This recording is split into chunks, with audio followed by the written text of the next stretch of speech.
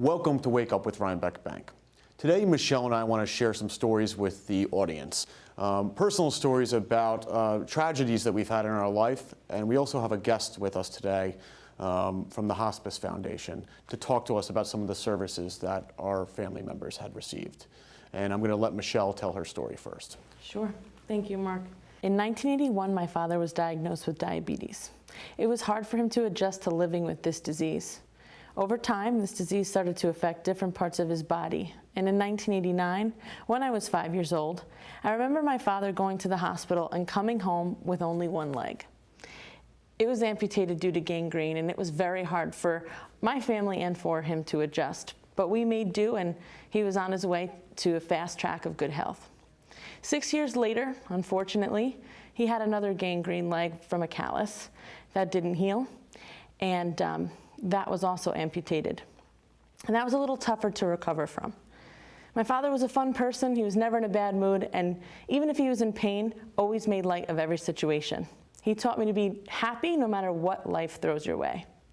I recall a moment after his second surgery when things did start to go a little bit downhill. He was less mobile and just couldn't live life the way he used to. About 7 years later, in 2002, I came home one night and my mom told me that he was terminally ill. And I was completely heartbroken.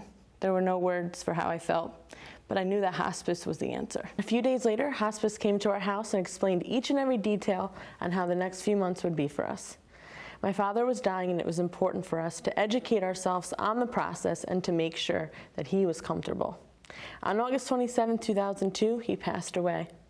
It was a sad day and inconceivable, but hospice was there for us. Hospice was there for every call, question, and emotion, and they genuinely cared. Because of hospice, my father's death was peaceful and, in my opinion, beautiful. I can't thank hospice enough for what they've done for myself and my family. Every year on August 27th, it's a bit tough for us, but last year we were blessed with our first son that was born on that same day. Definitely a gift from my father. On May 20th, 2007, my mother was diagnosed with stage 4 glioblastoma, which is the most aggressive form of brain cancer. After completing an MRI, a tumor the size of a baseball was discovered on her brain. My mother was given a prognosis of 6 months. After her diagnosis, she underwent surgery to remove as much of the tumor as possible. This came along with other complications that resulted in several other procedures. After a long stay at the hospital, my mom went home with daily trips to the hospital for chemo and radiation. She did her best to live as normal a life as possible. In August of 2007, she fell and was sent back to the hospital. It was soon discovered that the reason for her fall was due to the cancer metastasizing, and it was now in her spinal cord. My mom was no longer able to walk. There was not much left for us to do as a family other than pray. The decision was made to transfer my mother to Calvary Hospital in the Bronx. Calvary is part of the hospice network and specializes in palliative care for those in advanced stages of cancer. This was a difficult decision, but ensuring my mother stayed comfortable was so important. For the months to come, our family spent much of our time at Calvary, with my father practically living there. After a short period of time, it was clear that this was the best place for my mother to be. You know, it takes a special kind of person to provide care to those battling this type of illness. The staff at Calvary was so attentive, compassionate, caring, and reactive, and I could go on here. They did their best to keep my mother comfortable and allow us to be a family in this home away from home. I specifically remember Thanksgiving 2007, ordering takeout and having dinner at the hospital. I remember nurses singing to patients in their rooms. I remember my sister bringing her puppy to visit for the first time, and this was no big deal. This care was not just about keeping my mother comfortable, but also about keeping our family comfortable. The night of December 8th, 2007, I sat by my mom's side holding her hand. I gave her a kiss goodnight and went to sleep on a pull-out bed next to her. My father woke me up in the early morning hours of December 9th and said, "Your mom has passed on." My mother had lost her battle with brain cancer at the young age of 53. Not knowing what to do, I walked down the hall to find a nurse. I explained what had happened. Without hesitation, she turned and hugged me and said, "It's okay, she's not suffering anymore." These 6 months were an extremely difficult time for my family, especially my father, who had been married to my mother for 31 years. The hospice program at Calvary took an unbearable situation and made it a little bit more bearable. I am forever grateful for the care they provided to my mom and my family at the end of her life. Michelle and I wanted to share our stories with you because we feel it's very important for the audience and those viewing to really understand the services that hospice provides. And with us today is Lisa Wilson, Executive Director of the Hudson Valley Hospice Foundation, to talk to us a little bit more about what hospice does right here in the Hudson Valley. So welcome, Lisa. Hi, Mark. Thank you for joining us today. And we'll pick up the energy level a little bit here now. Yeah. Thank you so much for coming. Oh, it's my pleasure to be here. And your stories really do bring the reality of hospice home for people, and that's a good thing to share. I know it's not easy, but it's a good thing to share. Well, talk to us about hospice, you know, for those that don't really understand what hospice does. So hospice provides services to the men, women, and children of Dutchess and Ulster County. We serve both counties, not just Dutchess, which some people don't quite get.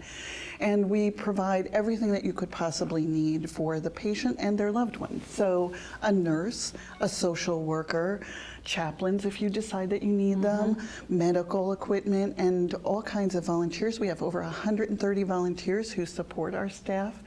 And as the executive director of the foundation, I'm in awe of those people. It is my honor and privilege to raise funds for them and everything that they do for our community. I mean, there's so many great programs within hospice, and you know, it's not just the nursing care the last 2 or 3 days of your life. There's so many great programs that help the quality of life of those that are in the program.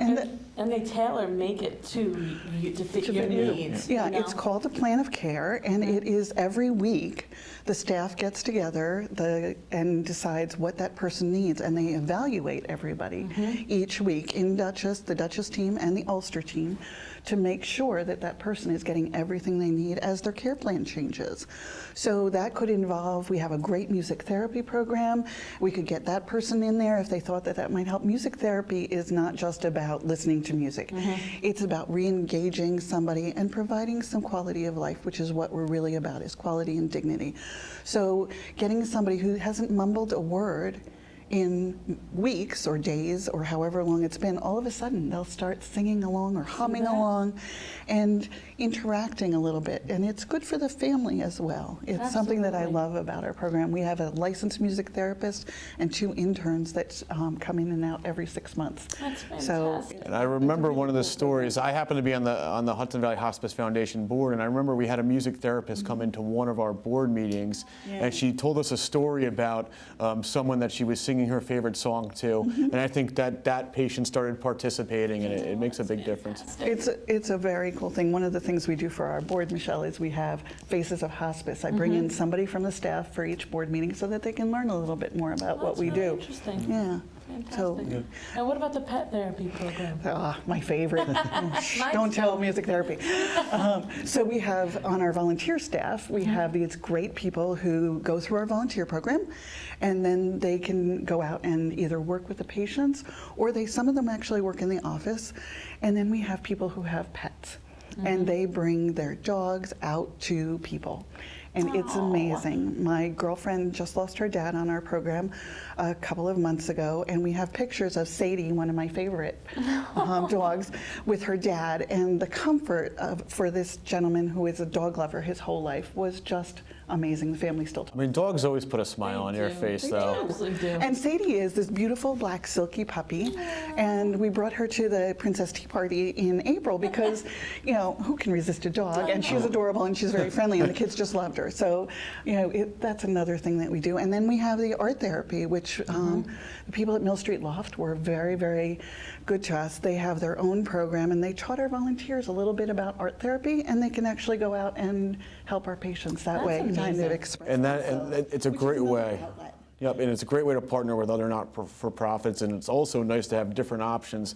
Some things might come for you, some things might come for somebody else. And that's where that plan of care comes into play. It's what will work for this patient and what do they need. Besides the very, very skilled staff that we have, what else can we offer them that might make their quality of life better and help their families? So, and then there's also grief and bereavement services that we offer to the family for 13 months after the patient has died. Which is so important. That's so That is important. It critical. goes through so many emotions, and unless you've been through it, you really don't understand. No. You know what you're going to go through. Sometimes you're angry, sometimes you're happy, sometimes you're sad. It's just it's Yeah. hard, and to have you guys there was a big help for me. Yeah. So thank you. It makes a difference. When should we involve hospice, or those that are caring for family members that are ill? When's the right time to get hospice involved? You can always call hospice and ask them questions. But if you don't know for sure or you have a question, anybody can call hospice and say, I'm not sure what to do. We also have all kinds of resources that are available.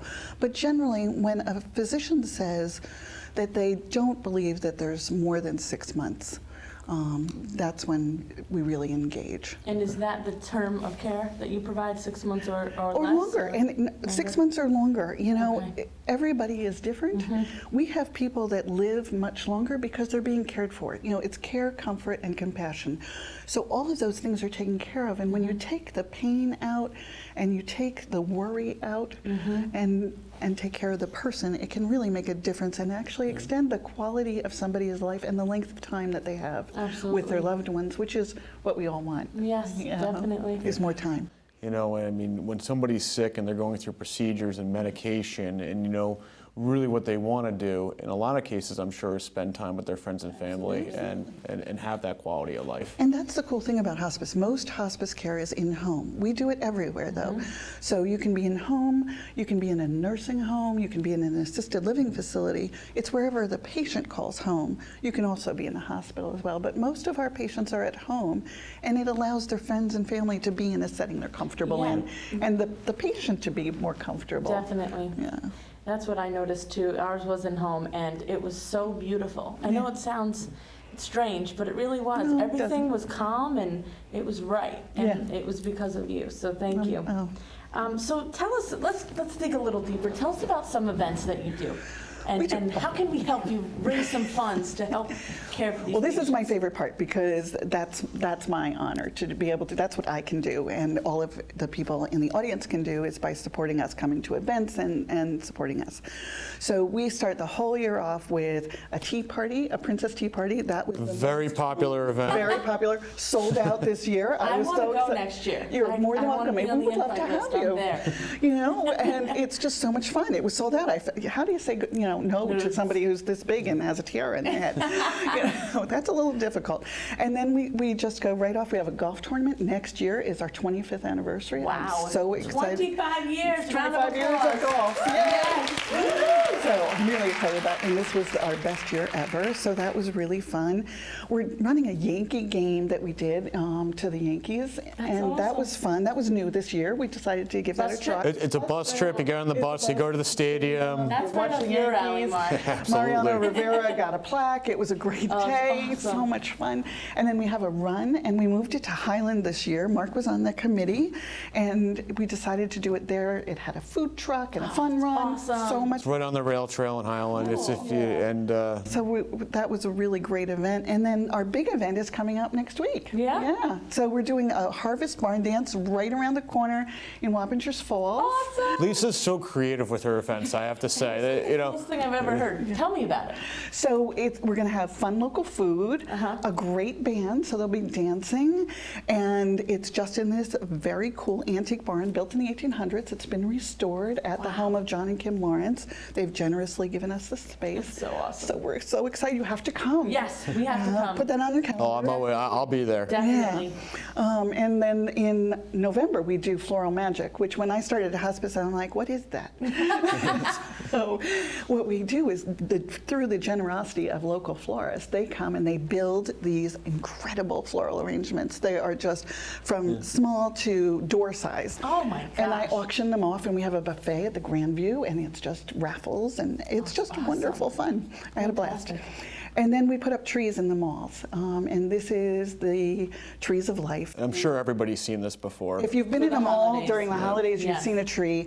Last year we put angels on them because I think that the people that work for us are angels. They go out and they take care of people, and they're just amazing. So in honor of them, last year I chose angels for the trees. And they go up in Ulster County and Dutchess County, and you can put a tree on, an ornament on the tree in memory of someone. And they're just pretty special. That's they're fantastic. a really cool thing. And we're at the end of the year. So yeah, we're coming into our event season, so please support the Hudson Valley Hospice How can Foundation. people find out more about the events? Your website? We have our website, which is hvhospice.org.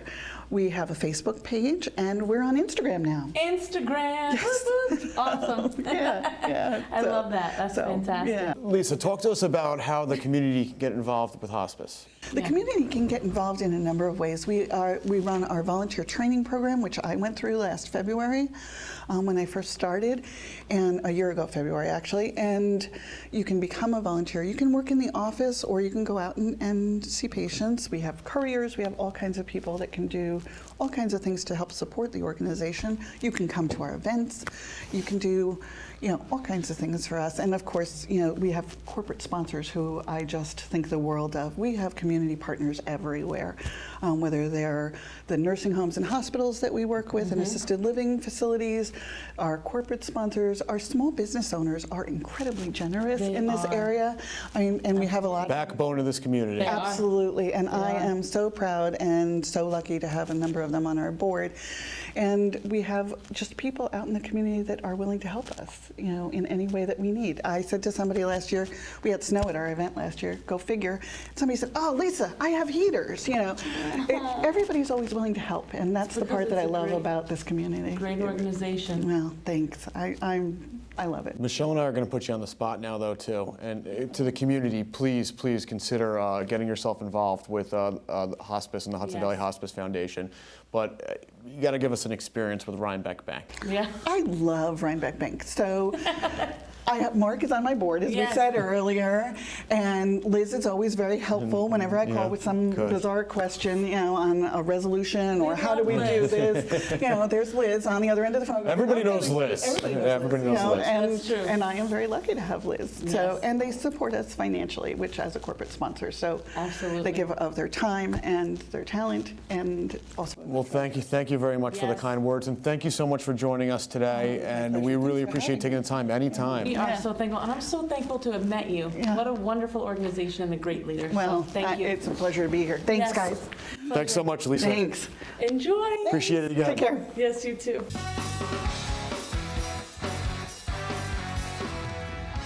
We want to thank Lisa Wilson, Executive Director of the Hudson Valley Hospice Foundation, for joining us today. It was great to learn a little bit more about hospice and the programs they offer right here in the Hudson Valley. Yes, and we were so thankful to share our stories with you. We hope that you found them relatable, and if you've been through it yourself, we're here with you. If you haven't, call hospice if you ever need them.